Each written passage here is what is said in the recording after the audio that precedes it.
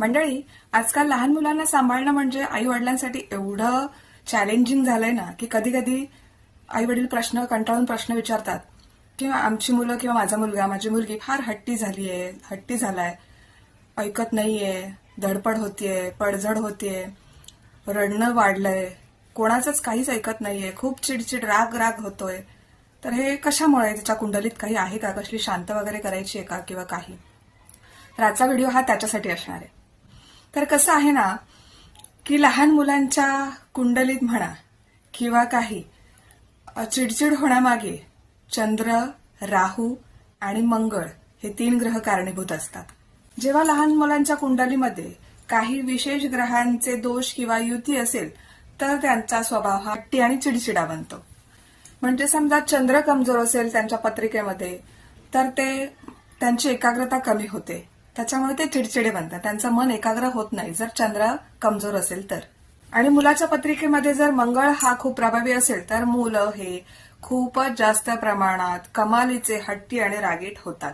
बुध ग्रह हा बुद्धीचा प्रतीक आहे आणि समजा पत्रिकेत बुध बिघडलेला असेल तर मुलाला त्याच्या भावना व्यक्त करता येणार नाहीत, त्याला आपल्या भावना सांगताच येणार नाहीत आणि त्याच्यामुळे त्यांचा चिडचिडेपणा वाढतो.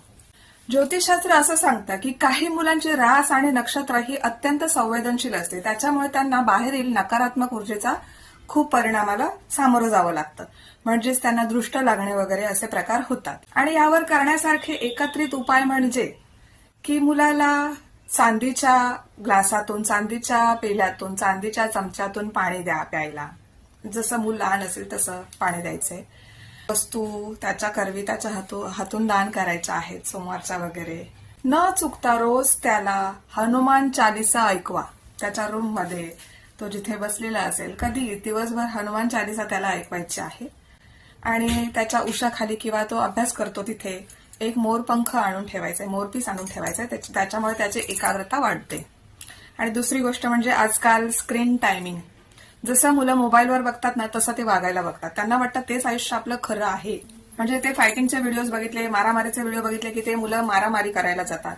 त्याच्यानंतर कुठलेही आजकाल इंटरनेटवरती एवढ्या वाईट वाईट गोष्टी दिसतात, ते सगळ्याचा ते अनुकरण करू शकतात. त्याच्यामुळे मुलांना शक्य तितकं मोबाईल पासून दूर ठेवायचंय, स्क्रीन पासून लांब ठेवायचंय. आठवड्यातनं एकदाच एखादा दिवस अर्धा तास वगैरे तुम्ही दिलात तर खूप बरं होईल, कारण पूर्वीच्या काळी हे इंटरनेट वगैरे किंवा मोबाईल नव्हते तरी मुलं खातपीत होती आणि छान घडत होती. तर हे होतं.